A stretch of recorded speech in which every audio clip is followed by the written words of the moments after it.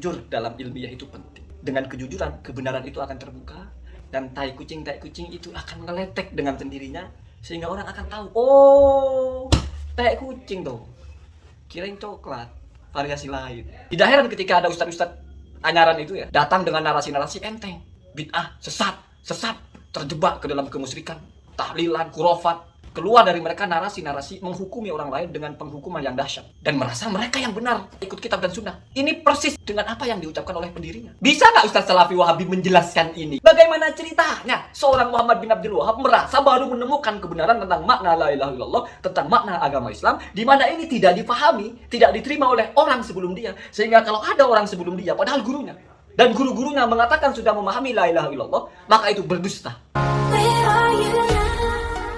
Assalamualaikum warahmatullahi wabarakatuh. Bismillahirrahmanirrahim. Allahumma sholli ala sayyidina Muhammadin wa ala alihi wa sahbihi ajma'in, amma ba'du. Jalana min ahlil khairi was sa'ada fid dini wad dunya wal akhirah. Amin Allahumma amin. Sudah tidak asing lagi kita sering mendengar ustadz-ustadz Salafi Wahabi itu selalu tidak terima kalau ada orang yang bilang bahwa Muhammad bin Abdul Wahab, pendiri Wahabi ini bermasalah. Kita sering menyaksikan mereka menyampaikan argumentasi, menyampaikan tantangan. Buktikan kalau Muhammad bin Abdul Wahab itu sesat, mengkafirkan atau apa. Jangan asal ngomong, mana dalilnya. Begitu mesti mereka. Maka saya sampaikan ucapan beliau yang ditulis dalam berbagai kitab. Di antaranya Ad-Durar As-Saniyah fil Ajwibah An-Najdiyah. Bahkan ini juga dalam kitab Ar-Rasail As-Sahsiyah, risalahnya Syekh Muhammad bin Abdul Wahab.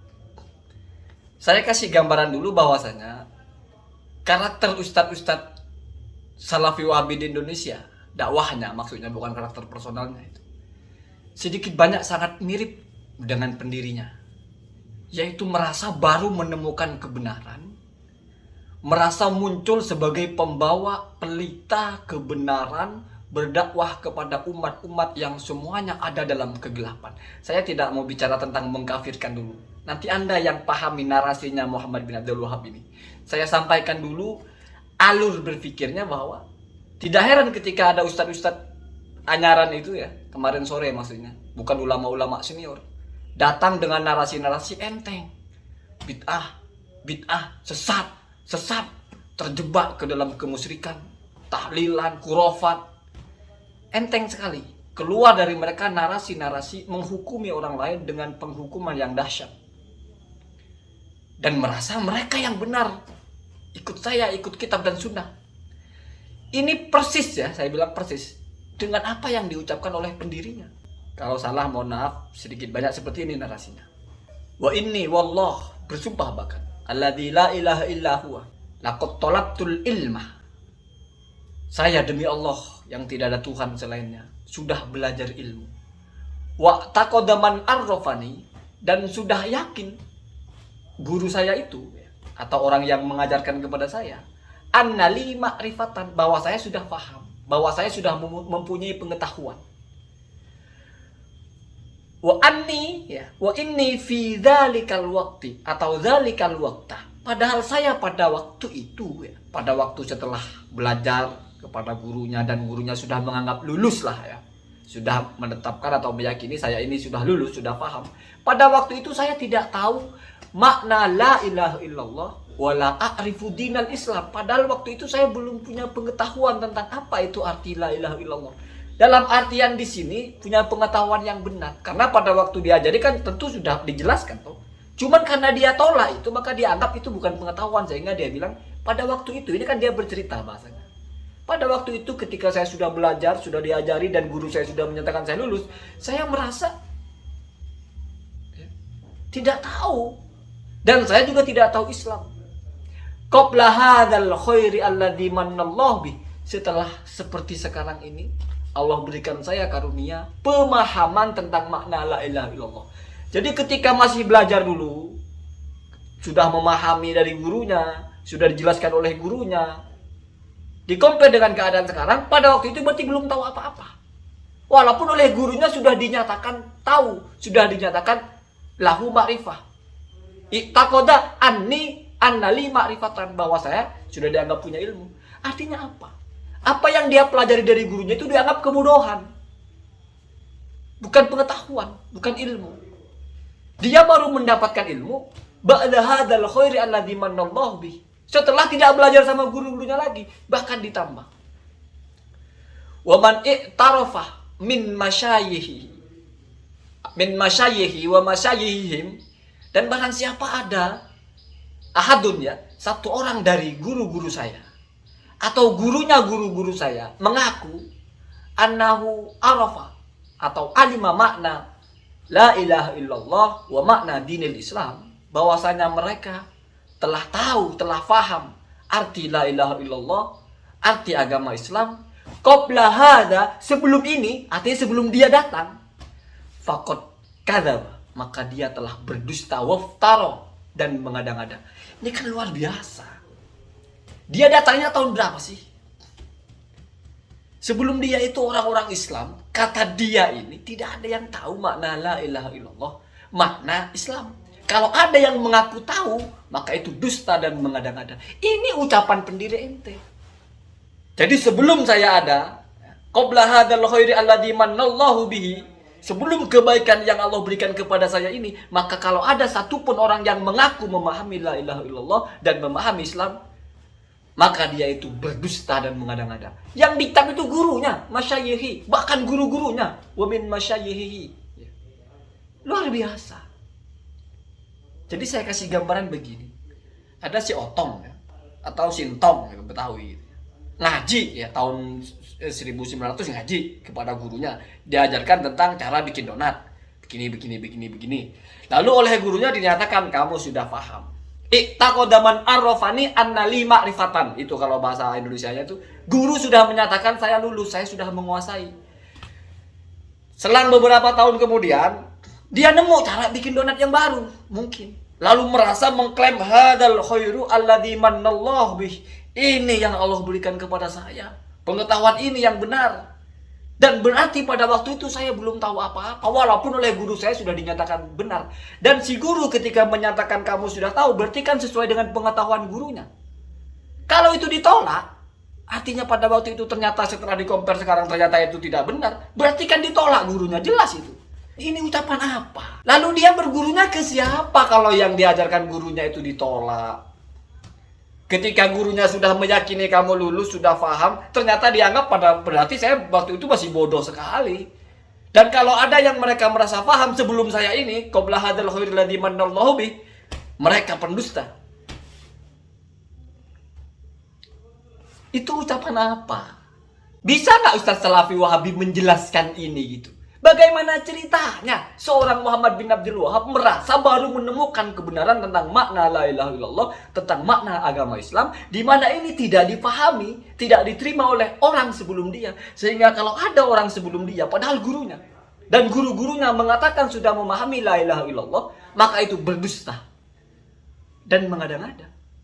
Anda cek dalam kitabnya, biar kita melek. Saya tidak mau geli kalau mau bicara sesat dan tidak sesat. Kita tidak bicara sesat dan tidak sesat. Toh kita sudah tahu tai kucing coklat, ngapain sih kita bicara itu? Walaupun warnanya mirip, saya kira sudah tahulah mana tai kucing, mana coklat. Dari baunya aja. Jadi sudah tidak perlu saya bilang mana yang tai kucing, mana yang coklat. Kamu aja kalau goblok makan tai kucingnya. Begitu aja. Ini kita bicara tentang literasinya. Coba Ustaz Salafi Wahabi jelaskan itu. Teks itu apa takwilnya, apa maksudnya. Kalau saya salah, silakan Anda bantah. Bagaimana maksud yang sebenarnya ucapan dari pendiri Wahabi itu? Kenapa dia enteng sekali mengatakan qabla hadzal khairil ladzi manallahu bih, sebelum kebaikan ini, sebelum anugerah ini, maka la ahada ya'rifu makna la ilaha illallah wa makna Islam. Tidak ada satupun yang tahu. Tahu di sini maksudnya adalah idrakuhu ala wafqi atau ala muwafaqati al-waqi. Sesuai dengan fakta. Berarti maksudnya kebalikan dari bodoh. Jadi sebelumnya itu bodoh semua, tidak tahu apa itu makna la ilaha illallah. Yang tahu baru dia. Dan kalau sebelumnya ada yang mengaku sudah tahu, berarti dusta. Sama dengan begini. Ya. Misalnya ada orang yang memproduk Samsung, handphone Samsung gitu. Sebelumnya sudah ada isu-isu, oh ada handphone Samsung, padahal nggak ada, hoax. Baru dia meluncing atau tipe Samsung terbaru lah. Lalu dia melaunching. Lalu CEO-nya Samsung ini bilang, kalau sebelumnya ada orang bilang yang memproduksi handphone Samsung maka itu dusta karena baru saya yang memproduksi. Itu bisa kita terima. Karena faktanya memang harus rilis dari pabrikan resmi, Samsung resmi yang menyatakan saya baru melaunching produk seri yang ini. Kalau sebelumnya ada yang mengatakan sudah pegang handphone Samsung, berarti mereka dusta. Wajar. Tapi kalau ini yang dibicarakan memaknai makna la ilaha illallah, makna Islam. Apa iya keluar dari orang itu? Bahkan dalam Faidul Khobir kalau tidak salah, Syekh Abdul Wahab itu digelarinya Al-Balid, Qalilul Ilmi. Ya, tapi tidak perlu bicara itu ya. Itu kita mengecam akhirnya. Saya hanya ingin Salafi Wahabi, ustadz-ustadznya itu tolong seperti ini dibuka. Berani nggak?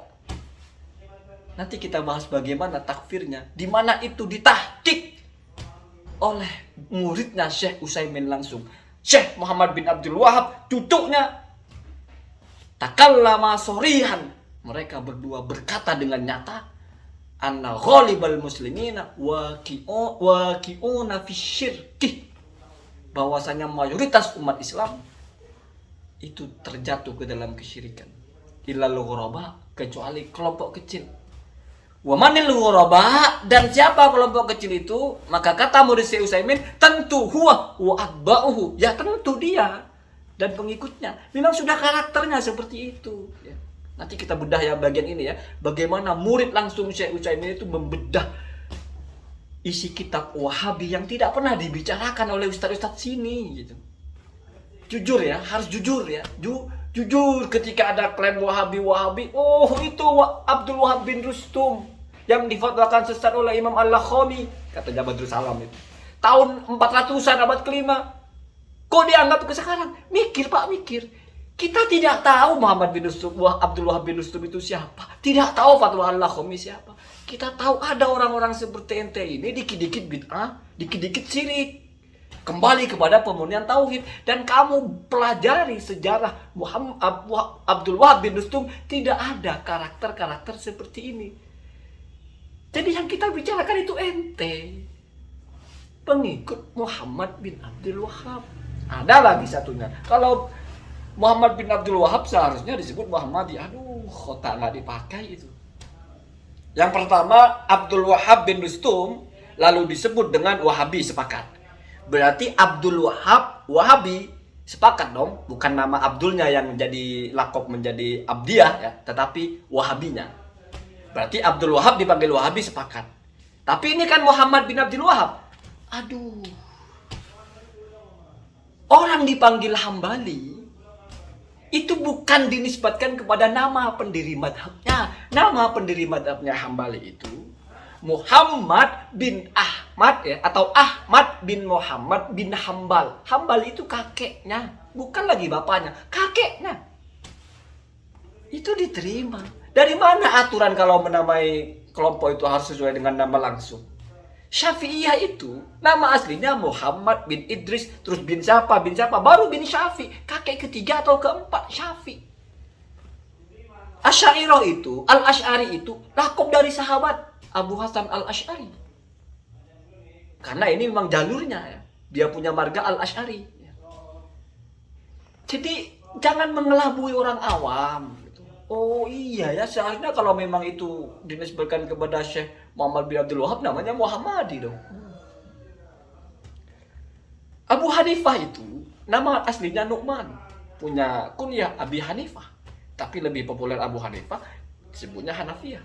Nggak ada berurusan dengan nama dagingnya, nama aslinya gitu. Bahkan ya, saya bisa katakan Malik bin Anas itu, mazhab Maliki itu bukan dinisbatkan kepada nama Maliknya, tetapi kakeknya juga. Karena kebetulan Malik bin Anas bin Malik. Allahumma hadina hadasabil, jujur dalam ilmiah itu penting. Tetapi dengan kejujuran memang kebenaran itu akan terbuka, dan tai kucing itu akan ngeletek dengan sendirinya, sehingga orang akan tahu, oh tai kucing tuh, kirain coklat, variasi lain. Assalamualaikum warahmatullahi wabarakatuh.